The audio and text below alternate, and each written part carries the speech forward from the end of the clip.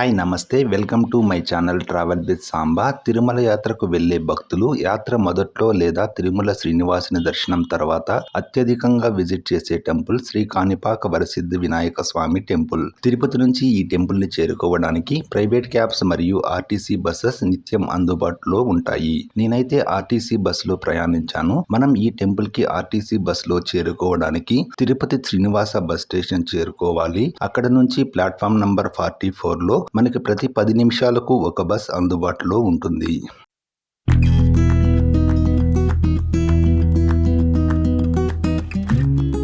ఈ కాణిపాకం టెంపుల్ తిరుపతి నుంచి 57 కిలోమీటర్స్ దూరంలో ఉంటుంది. బస్లో 80 రూపీస్ ఛార్జ్ చేశారు. చంద్రగిరి మీదుగా ఈ కాణిపాకం టెంపుల్ కి బస్ దాదాపు 1 అవర్ 20 మినిట్స్ లో చేరుకుంది.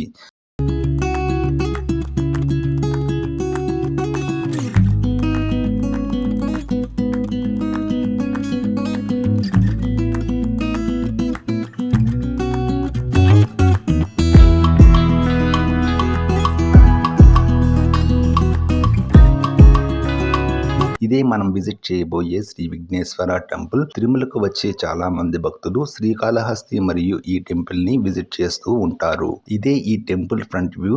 చూస్తున్నారుగా, టెంపుల్ ఎదురుగా కోనేరు ఉంటుంది. ఇందులో స్నానం చేయడానికి అలో చేయరు. వన్ సైడ్ మాత్రం భక్తులు కాళ్ళు కడుక్కొని తలపైన నీళ్లు చల్లుకుంటూ కనిపించారు.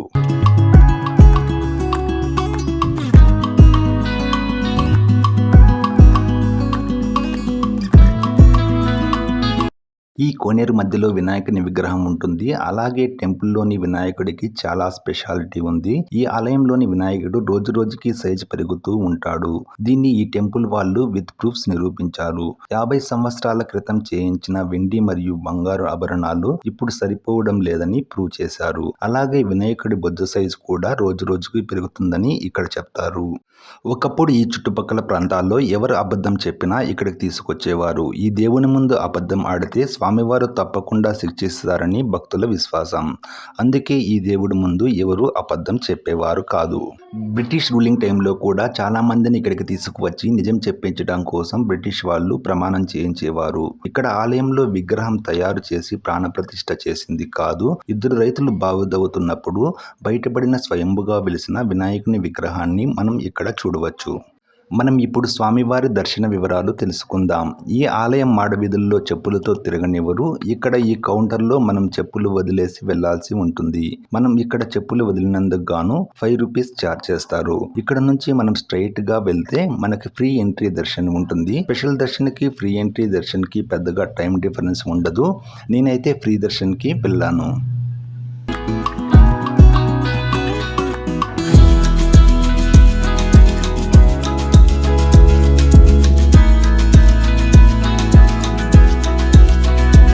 మనం ఇందాక వచ్చిన దారిలోనే చెప్పుల స్టాండ్ దగ్గర రైట్ తీసుకుంటే మనం స్పెషల్ ఎంట్రీ దర్శన్కి వెళ్ళొచ్చు. దారిలో మనకి స్వామివారి ఆస్థాన మండపం, ప్రసాదం పోటు కనిపిస్తాయి. అక్కడ నుంచి ముందుకు వెళ్తే మనకి లగేజ్ కౌంటర్ కనిపిస్తుంది.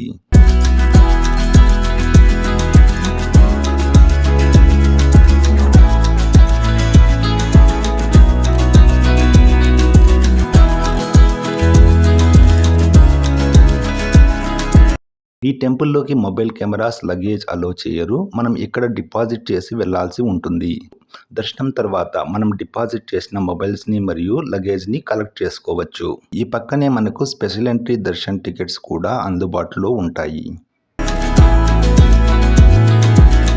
మనకి అన్ని టెంపుల్స్లో లాగానే ఈ టెంపుల్లో కూడా రకరకాల ఎంట్రీస్ ఉంటాయి. Free entry, 100 rupees entry, 150 rupees entry, 500 ఇలా ఉంటాయి. స్పెషల్ దర్శనానికి వెళ్లే వాళ్ళు అందరూ ఇటువైపు నుంచి వెళ్లాల్సి ఉంటుంది. అలాగే ఈ టెంపుల్స్ టైమింగ్స్ వచ్చేసి మార్నింగ్ 6 నుంచి ఈవినింగ్ 9 వరకు ఓపెన్ లో ఉంటుంది. మధ్య మధ్యలో చిన్న చిన్న బ్రేక్స్ ఉంటాయి. మనకి గుడి లోపలికి కొబ్బరికాయలు మరియు పూజా సామాగ్రి అలో చేయరు.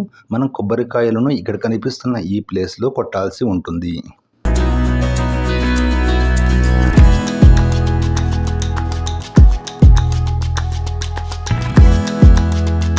మన కాణిపాక విఘ్నేశ్వరుడి అద్భుత దర్శనం తర్వాత ఆలయం వెనక వైపుకు చేరుకుంటాం. మనం ఆలయం నుండి బయటకు రాగానే ప్రసాద కౌంటర్ కనిపిస్తుంది. ఇక్కడ లడ్డు, పులిహోర, జిలేబీ వంటి రకరకాల ప్రసాదాలు అందుబాటులో ఉంటాయి. ఈ కౌంటర్ పక్కనే మనకు సప్త గో ప్రదక్షిణశాల కనిపిస్తుంది. ఇక్కడ గోపూజ చేయడం వలన సకల దోషాలు తొలగిపోతాయని భక్తుల విశ్వాసం.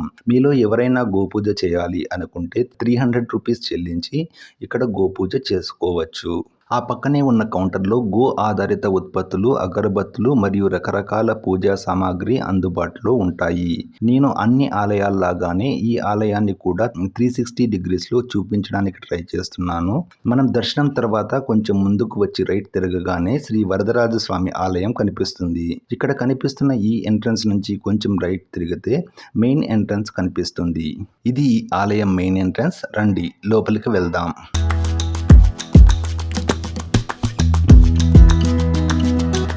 ఇది చాలా పురాతన ఆలయం. లోపల మనకి అద్భుతమైన పురాతన రాతి స్తంభాలు కనిపిస్తాయి.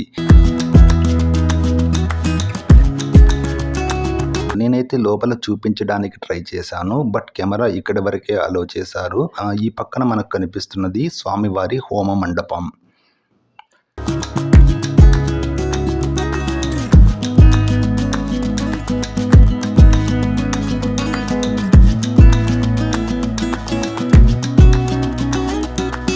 ఈ ఆలయం నుంచి మనం కొంచెం ముందుకు వెళ్ళగానే శ్రీ మణికంఠేశ్వరుని ఆలయం కనిపిస్తుంది. ఇది నూతనంగా నిర్మించిన ఆలయం. ఈ ఆలయం ముందు అద్భుతమైన పార్క్ ఉంటుంది. మనకి ఆలయం ఎదురుగా నందీశ్వరుడు మరియు వివిధ రకాల దేవతామూర్తుల విగ్రహాలు కనిపిస్తాయి.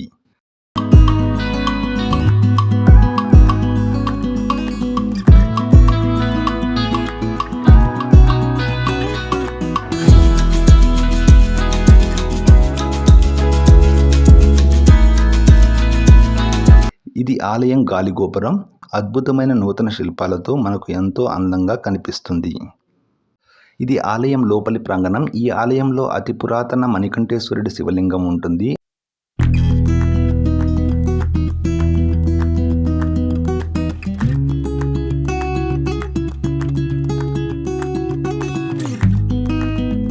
ఈ ఆలయం రైట్ సైడ్ మనకు స్వామివారి హోమగుండం కనిపిస్తుంది. హోమగుండం ఎదురుగా కొంచెం ముందుకు వెళ్ళగానే రాహుకేతు పూజా మండపం కనిపిస్తుంది. మనం ఈ మండపంలో పూజ చేసి నవగ్రహాలలో రాహుకేతు గ్రహాల నుండి కలిగే దుష్ప్రభావాల నుండి విముక్తి పొందవచ్చు.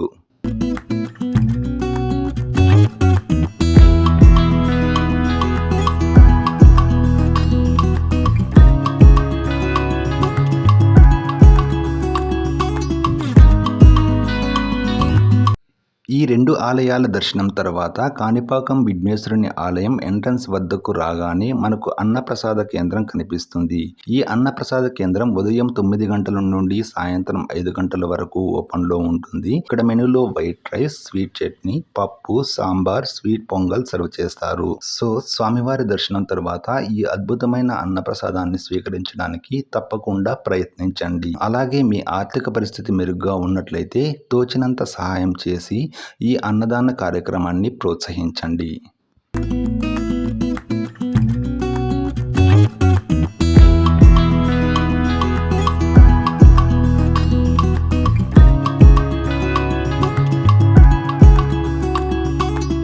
మనం ఇక్కడే కాణిపాకంలో నైట్ స్టే చేయాలి అనుకుంటే మనకు ఆలయం ప్రాంగణంలోని గణేష్ సదన్లో రూమ్స్ అందుబాటులో ఉంటాయి. ఇక్కడ రూమ్స్కి 350 రూపీస్ నుండి 700 వరకు ఛార్జ్ చేస్తారు. ఇక్కడే కాకుండా ఆలయంలోని అన్నప్రసాద సత్రం పైన కూడా రూమ్స్ అందుబాటులో ఉంటాయి.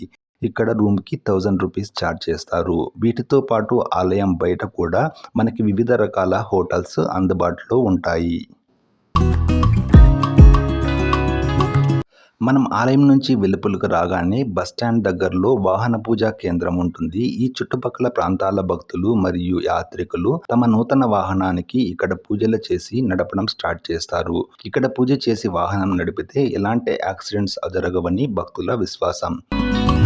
ఇది ఇవాల్టి వీడియో. మరిన్ని వీడియోల కోసం వెంటనే ఈ ఛానల్ని సబ్స్క్రైబ్ చేసుకోండి. సెలవు.